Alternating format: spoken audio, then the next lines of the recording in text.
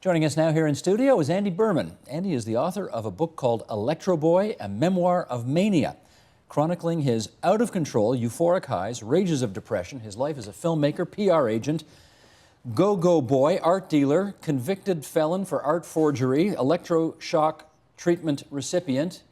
You have had a life, sir, and we welcome you to Toronto and to TVO. Thank you very much. Okay, let's get into this. I told you just before we started that I suspect we're going to have a bit of difficulty in this conversation because we've been doing, during this series, a lot of serious interviews. And this book, while about a serious subject, you are very funny in this book. And I've met you now, and you're a funny guy. Well, it wasn't a lot of fun, but okay, if you sure want to go there, fine. But you okay. do tell some funny stories in here. So okay. let's tell the story. You were diagnosed with bipolar at 29. Age 29, right. Why did it take so long to diagnose you? I think it took so long because, for the most part, people encouraged my illness. You know, my employer said, hey, if we can get 22 hours of the day out of this guy, we're not going to say anything. Because you were so manic. Because I was so manic, and I was the life of the party. I was the guy with 2 margaritas, 1 in each hand, a lampshade on my head, and people had a lot of fun. I think the other problem was that psychiatrists 20 years ago really didn't know how to diagnose this illness well. It's a very hard one to diagnose. Do you know why you got it or how you got it? How I got it? Yeah. How I got the illness? I would assume that it's genetic. I don't think we know exactly where it comes from, what gene, but yes. But I mean, did that, I guess, run in the family is the question? Yes. It did? If we go back, yes. Parents, grandparents? Grandparents. Grandparents have. Yes. Huh. Did you know that growing up? We didn't know it was bipolar disorder or manic depression, as I knew it to be then. But behavior was erratic, for sure. For sure. So people just thought you were... Fun. Fun. Outgoing. Life of the party. Aggressive. Odd? Never odd. Not odd. Not odd at all. No. Did you feel you were in control of your life? At the time, yes. I felt like I was in control. I felt like, you know, the world was my oyster. I could accomplish anything. In retrospect, I see that I was really living a very reckless life. I mean, walking a tightrope with no net underneath. I'm tempted to read an excerpt from even just the preface, which is spectacularly scary and hilarious at the same time. I mean, following you overnight in New York City, the stuff you see, the stuff you do, the people you hang out with, I mean, how did you survive all that? You know, I think a lot of it is luck, but you know, you have to understand, a lot of people with bipolar disorder don't make it. I'm one of the lucky ones. And I never wrote Electro Boy as a self-help book. I wrote it as a memoir, and I can't tell you, I'd say probably 90% of the people who read this book read it as a self-help book, as in, how am I going to avoid this, that, or the other? How am I going to make it through this illness, which may possibly kill me? Well, and the other thing is, I presume most people would like not to suffer from mental illness if they can avoid it. But my sense of reading this was that you actually quite enjoyed it from time to time. Is that fair to say? Oh, absolutely. I mean, I was having a great time. I was flying around the world. I was at the Berlin Wall one day. The next day I was in Tokyo. I was in the Bahamas. And you had the money to do all this how? I was selling modern art at the right time in New York, and then I began counterfeiting the same artwork. See, now I'm laughing. I shouldn't be laughing. But No, you shouldn't be laughing because I ended up in jail. I know that's a bad break, but it's not a good place. No.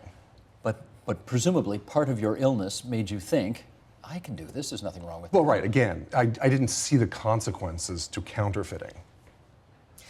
Okay, this is a very G-rated quote. There's no F-bombs here or anything like that. Okay. Let's read this one here. I'll admit it, you write. There's a great deal of pleasure to mental illness, especially to the mania associated with manic depression. It's an emotional state similar to Oz, full of excitement, color, noise, and speed, an overload of sensory stimulation, whereas the sane state of Kansas is plain and simple, black and white, boring and flat. Okay, now that you know what you were suffering from, and now that I guess you're not on the roller coaster so much anymore. You got your edges beveled. I'm balanced, yeah. Yeah, you're more balanced. Do you miss the mania? God, it's always the question I think I can answer right away, and then when it's asked, I can't. Do I miss the mania? No, because the mania was tremendously frightening. It was always people with depression who said, I would change places with you any day. And I would say, oh my God, I mean, this is really scary. I don't know if I'm going to jump in front of a subway, what airplane I'm going to jump on next. I don't know what's going to happen to me. I'd rather be laying in bed, just safe in my apartment. Did you harm yourself during any period of this? No. I mean, there were some suicide attempts, but they were not very... Well, that sounds like... They weren't very logical. They were psychotic. Well, what'd you do? I tried to drown myself in a bathtub without water. Very difficult to do. Okay. Very, very difficult to do. Nothing more serious than that? No, never. Do you remember what you were thinking when you got into a bathtub with no water in it, thinking, I'm going to drown myself now? This is the end of my life. I really need help. And it's very hard to understand psychosis while you're in the midst of it. It doesn't really make any sense. 15 years ago, you elected to undergo electroconvulsive therapy, what some people call electroshock. Right. Can you tell us how you came into that decision? Sure. I had been seeing the same psychiatrist for years and had tried 45 different medications. There were days that I took, more than 50 pills at a time. And I realized there's really no hope here for me. So I said to her, what do you know about ECT? And she said, I really don't advise it for you. You're very sensitive to medication. And I said, I just don't feel like there's any other option for me because I feel like my life is going to continue like this for years and years and years. So I was referred to an ECT doctor who said, I think you're the perfect candidate for this. And I chose it for two reasons. One was because it was a last resort. And I really feel like if you're in a building that's on fire, jump out the window. Take your chances. Yes, and I also feel like I chose it because I had so much pressure around me from friends and family to get well. I feel like if I chose the most horrific treatment, I could say, hey, I've tried everything. And one of the other reasons I tried it is because in my mania, I thought it was very glamorous. I thought Ernest Hemingway has been through this, Vivian Leigh has been through this. This is going to be fun. Jack Nicholson and Cuckoo's Nest? That didn't look like as much fun. That didn't look like as much fun. But did that image, was that ever in your mind when you were doing this? No. Did it hurt? No. No. I'm more nervous to go to the dentist today. Okay. Much more nervous. I mean, you're entirely out. And you had what, 19 treatments? 19 treatments. And what did it do for you? I mean, the first treatment was extremely successful. I woke up out of recovery 30 minutes later. I was in my hospital room. I write about it in Electro Boy. I say, I feel like the cement in my brain was liquefied. And I turned to my parents in my hospital room and said, oh my God, is this the way that regular people feel? I feel light. I started doing jumping jacks. However, the side effects were there immediately. Which were? Memory loss right away. I had no idea where I was. I was in New York, but I thought I was in Connecticut. When the nurse walked into the room, I didn't want her there. My parents told me it was my sister. So the cognitive impairment was terrible. We had earlier in this series a guy named Don Weitz on this program who describes himself as a psychiatric survivor and has been lobbying for decades to stop electroshock therapy altogether. Thinks it's harmful and does no good at all. What would you say to him? As far as it being ineffective, for a lot of people it is ineffective. So I would agree with him. As far as it being harmful, for some people it is. As far as it, really messing around with thinking and cognitive skills. But I had no other choice. Right. And it was a personal choice. Did your memories come back? Yeah, my memory came back, except still to this day, it's very strange, or funny, whatever you'd like to choose. Someone will say, God, I'd love to watch Saturday Night Fever. And I always say, I've never seen that movie.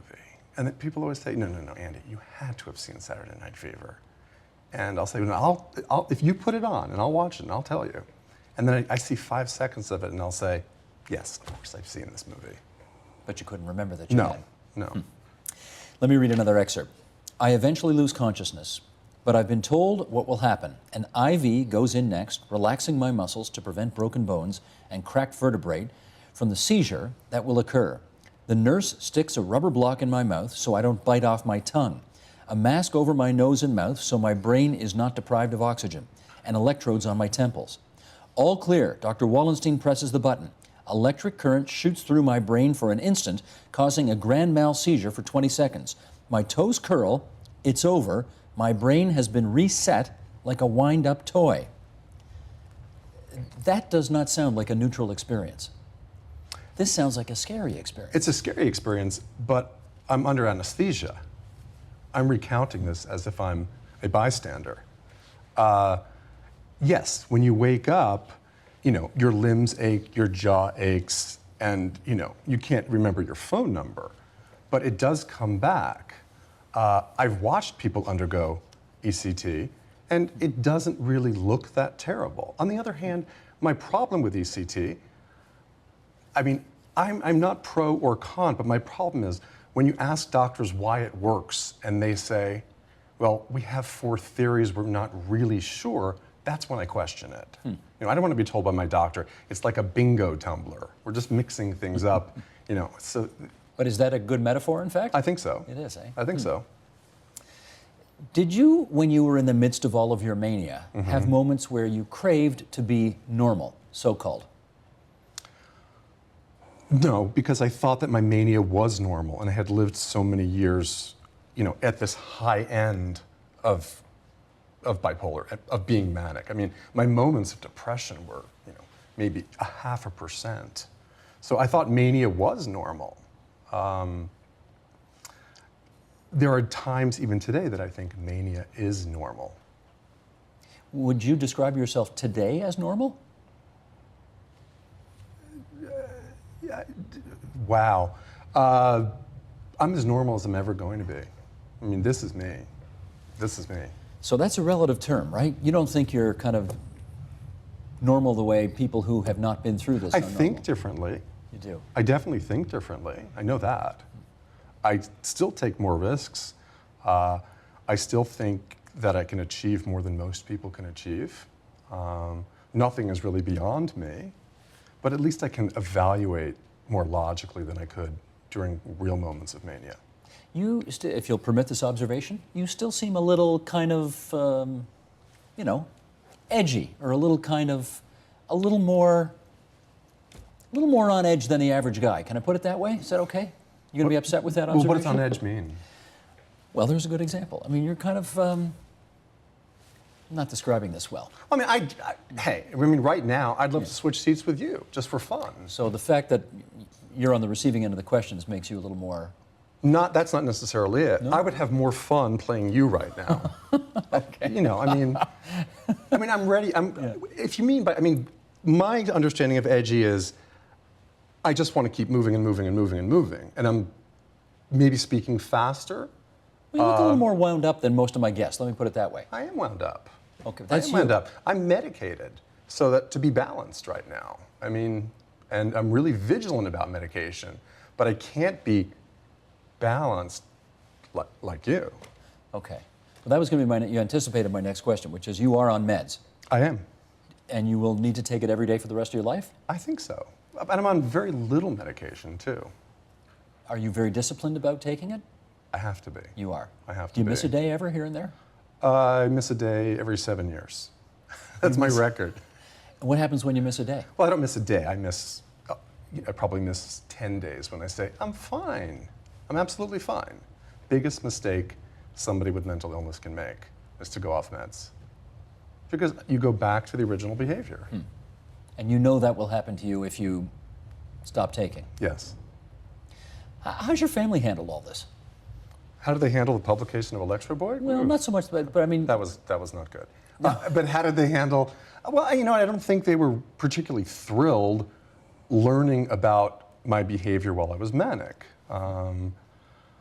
Yet they're family, so they were supportive. And it's very hard for a family to support patients with mental illness, A, because they don't understand it, and B, because the behavior is just odd sometimes and frightening to them. Is there anything, in hindsight, you think they either could have done or should have done that might have got you to where you are today sooner? Well, considering I had never heard the term manic depression or bipolar when I was diagnosed, sure. I mean, families today should learn about mental illness. My parents were never embarrassed by it. Today, families are still embarrassed by it. But it's no, I mean, to me, it's no different than having diabetes or cancer and taking whatever treatment or medication you need to get through it. Well, let me follow up on that and you tell me if this is true, because I haven't been in this situation and you have. I'm told that people who, for example, take illegal drugs can be awfully creative as a result of having taken those drugs. Or people who are bipolar can also experience a kind of creativity that other people who don't suffer from that, won't have. Is that true? Because you've done both. Yeah, but I also think it's fair to say that not every person who's bipolar is creative or exhibits creative genius. I mean, there have been studies that show that people who, poets, for example, almost 40% of them in one study had bipolar disorder. I mean, so it works the other way. But I mean, I'd have to say that, I mean, there's this creativity that exists because there are no boundaries with people who are bipolar.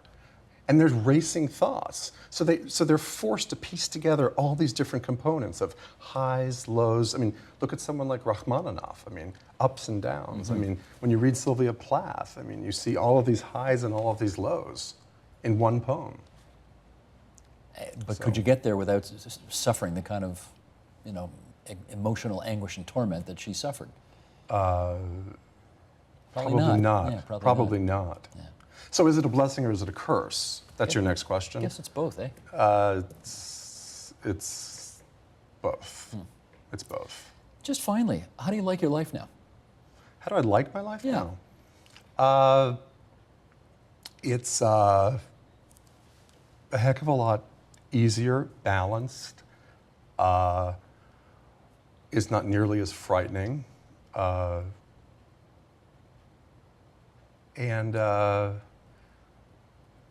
often wonder, where does it go next? Where does it go next? I mean, because I was always seeking a high. I don't know. I mean, it's very strange having lived, for more than a decade in a much quieter space. You're going to turn 50 next year. That's not true. Yes, it is. I am. And my hunch is there was a time when you doubted that was going to happen. I didn't think I'd make it past 32. Yeah. I actually say in the book, I say to the doctor who diagnoses me, am I going to live to see my 33rd birthday? Is this an illness which is going to kill me? To which he said no. Actually, he was wrong, because I easily could have died from this. I could have killed myself. I mean, anything could have happened. It's a great read. Thanks for doing the book, and thanks for coming in at TVO Thank you so tonight much. to talk about it. Thanks.